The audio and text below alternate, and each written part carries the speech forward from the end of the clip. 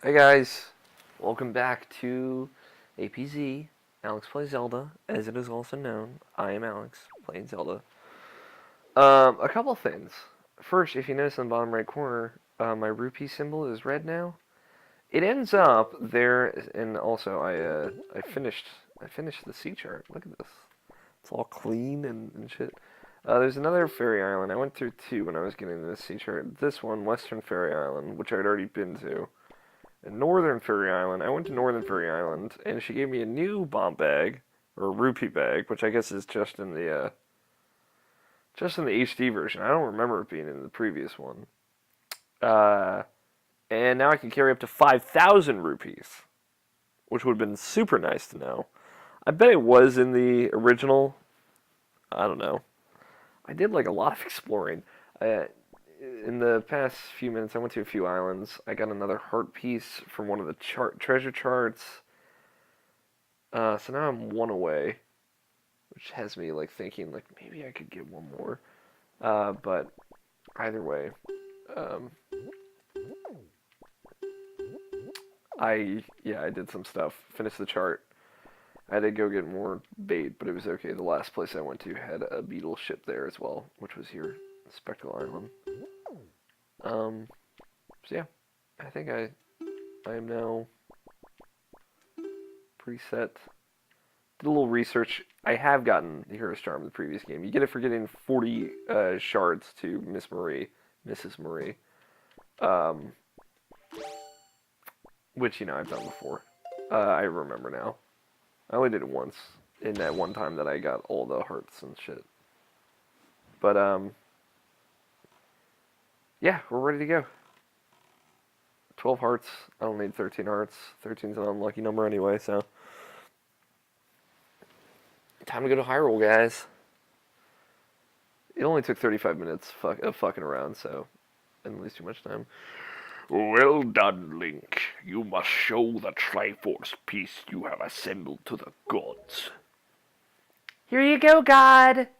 I love you. And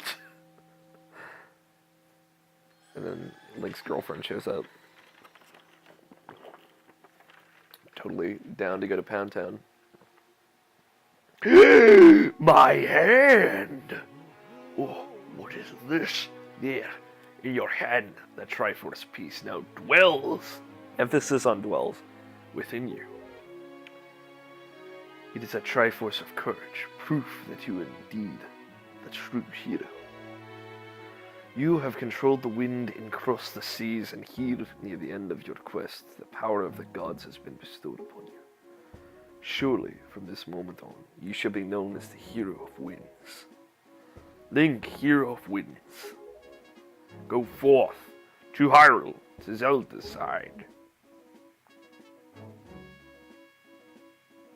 It is cool, like, because you're leaning so heavily on the Hero of Time comparison for almost all of this game. Just kind of remembering the Hero of Time and everything. That Link in this becomes his own, the Hero of the Winds, Hero of Winds.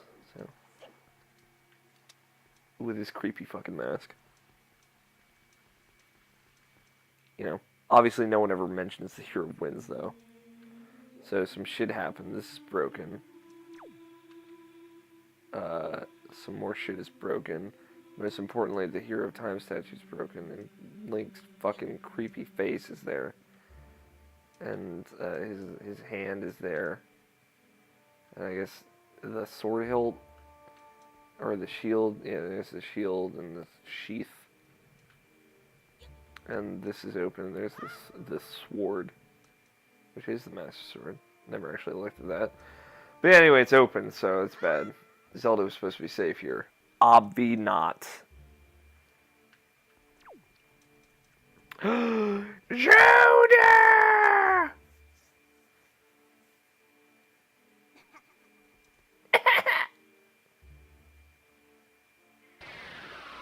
She just explodes into a pile of giblets.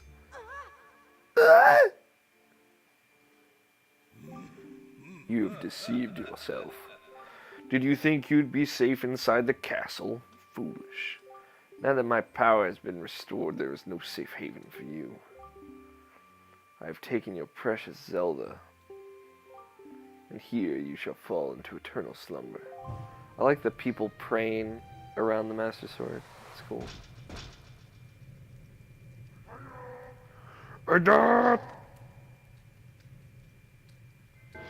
It's a really cool fight too. You get to see a couple of the nuts, the dark nuts with the goatees and the capes. The capes look really cool.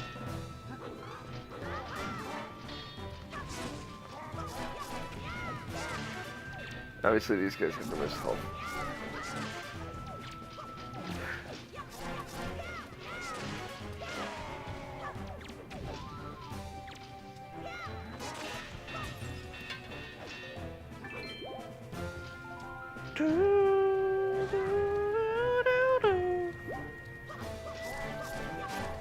Also, in my little brief research I did when I was researching like the hero's charm, you can give Miss Marie 99 joy pendants, up to 99 joy pendants, and that's it.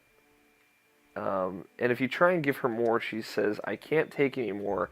I can't count past 99," which is fucking absurd.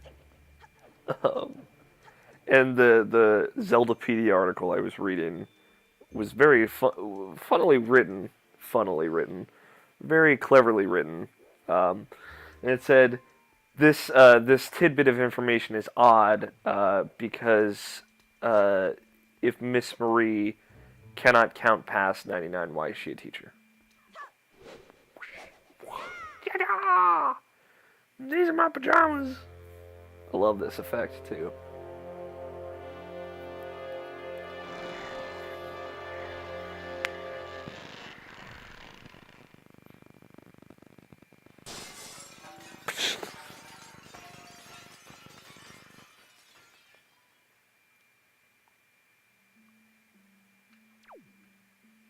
So now we go to simultaneously one of the best and worst parts of the game, which is going through Hyrule. Like, don't get me wrong, this is one of the coolest parts of the game. The very subtle music here is really good. Again, unique music you can't hear. Obviously, Hyrule is preserved via magic. It was sealed under the water. And I imagine in the water there's like a barrier, and we are actually quite deep underground, even though it seems well lit. We are actually very, very deep in the ocean, and normal people can't just get here, I imagine. But the lighting looks really awesome here. Like, really shows the new lighting engine that they're doing. It really gets its work here. But yeah, like, I mean, this is obviously, like, really cool. It's supposed to harken back to Ocarina of Time, which it does. I mean, not directly, because it doesn't, like, it's not the Hyrule Field from Ocarina of Time. It is some Hyrule Field aspects to it, but it isn't that Hyrule Field, which is fine. I'm not complaining about that. I'm just saying, like, it's very brief, very short. And it's like, this is such a cool thing that happens. I wish it lasted a little bit longer. And then, you know, you can see Ganon's tower, which doesn't look very intimidating from here. Obviously, once we're on top of that tower, it looks awesome.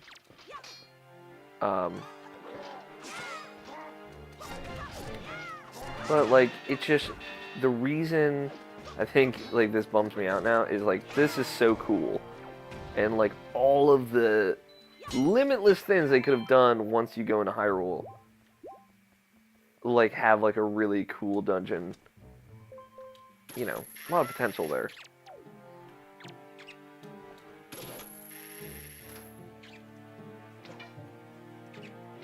Really?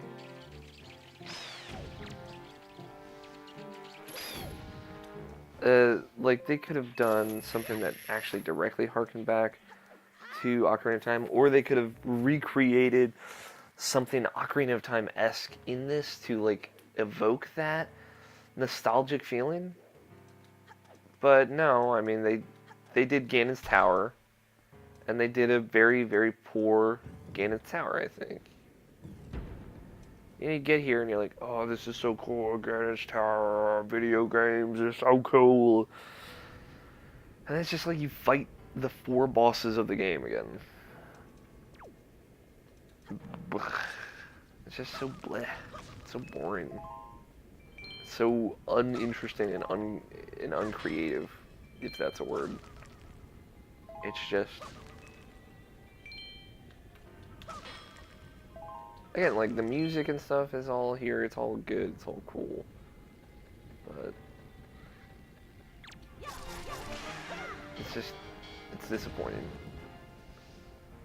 I wanted more, you could say. But, you know. Beggars can't be choosers, I suppose. Even though, like, I'm not begging. I don't beg for shit. It's just, whatever. Like, it's a minor complaint at the end of the day. It's like, I mean, it's not like a minor complaint. It's just like,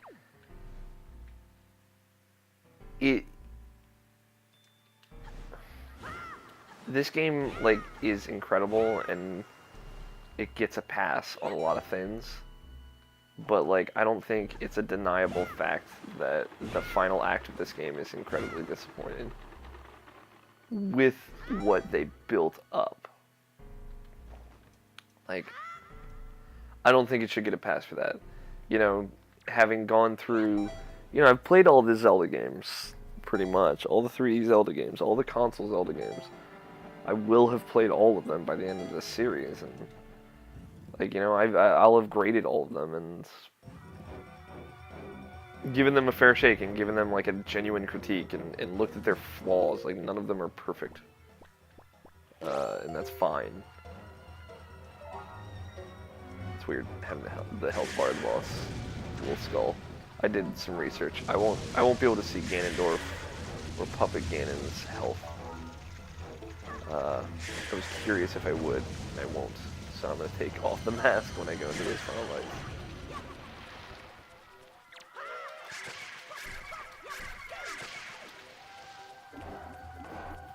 Damn. Obviously, very different fights when you come into this with the Master Sword. I just, like, you know, I've talked to many people.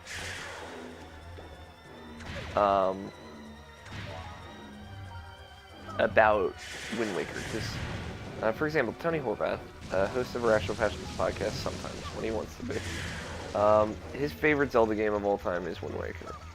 And again, I'm not faulting anyone for saying that this is their favorite game.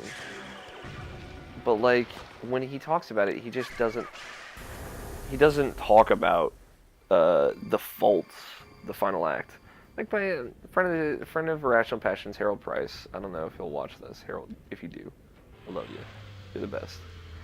But, like, you know, Harold says, like, the only 3D Zelda game he likes. He doesn't like the 3D Zelda games, you know, for a myriad of reasons.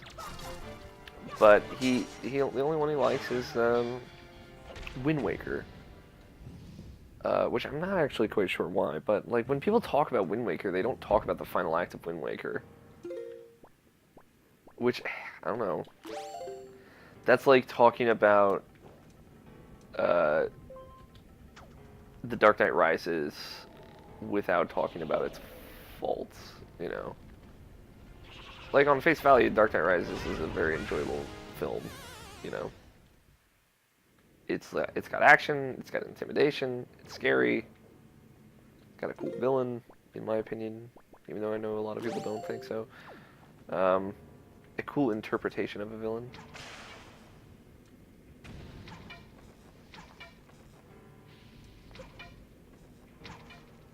In my opinion, again. But it's got a lot of problems. A lot of problems. I'll try and use a better example. When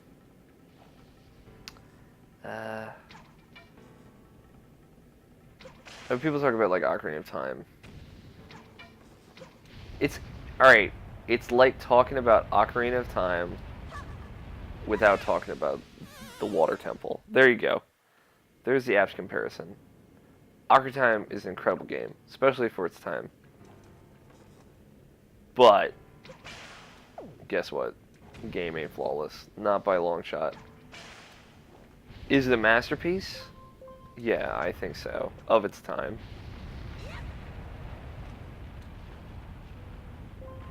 But, you know, a lot of things are a masterpiece of their time. You know, like, fucking, for example, because I've been taking a history class, there's this movie from 1915. It's one of the first, like, cinematic successes. It's killing me.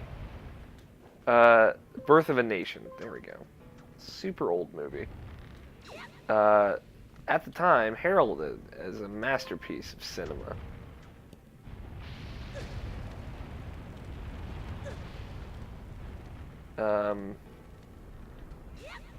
Movie super fucking racist.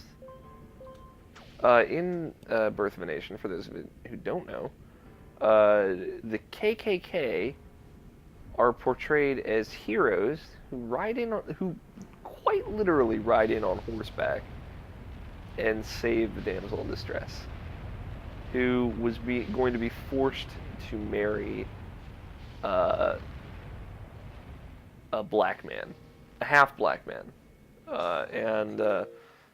you know, and like people were like, it's the most depressing thing about it is it's so true.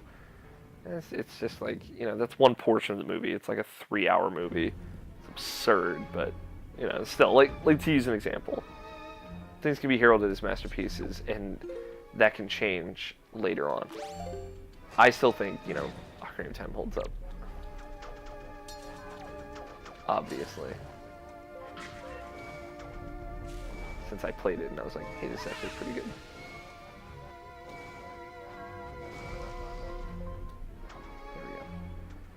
I didn't work the one time, but whatever. Ba-doop. Oh, Valoo. I miss you. You big dragon, you.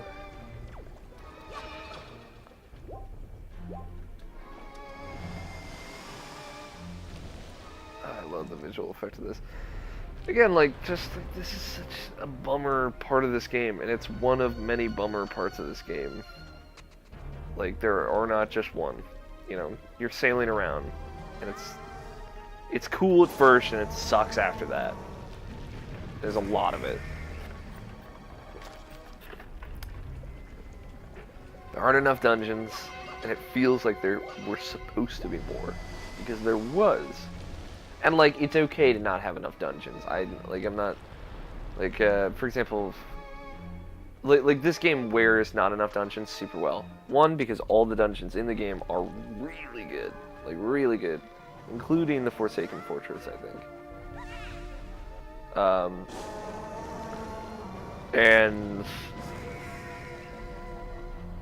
like, the Wind Temple is awesome, the Earth Temple is really beautifully designed and awesome, and they're all different. Like, they all feel different, even though some of them are pretty rehashy, but like, they're all so different from one another, and they're different from other Zelda dungeons, I think.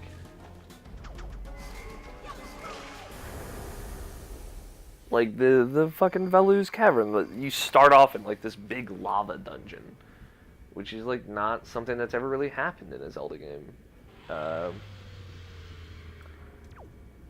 And I don't know, it's just like, I don't mind that there aren't enough dungeons in the game, but it's worth noting that there aren't. What I do mind is that it feels like there were supposed to be more dungeons in the game, because there were.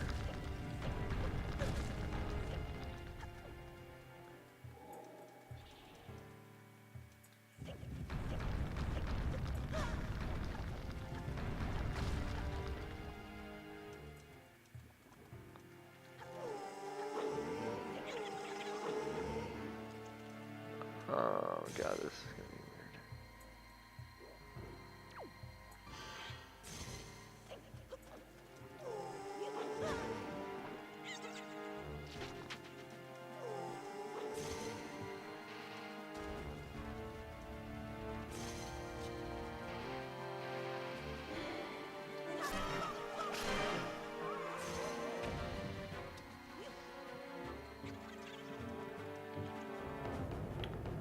I know.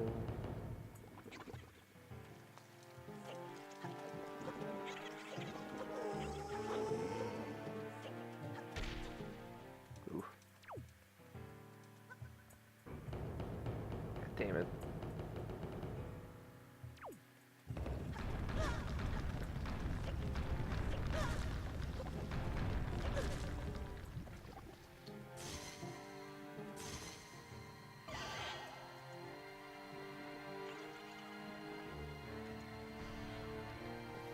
Sorry, I'm concentrating. That's why I'm quiet. I know it happens a lot.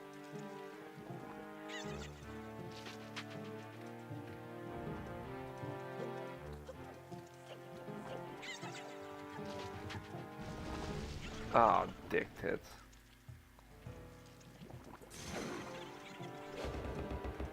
Woo! Fuck that Skulltula. That, Stalfos. Oh shit. I forgot that I should probably end these episodes. Next time on Alex Plays Zelda, we're gonna fucking beat the shit out of this ghost guy.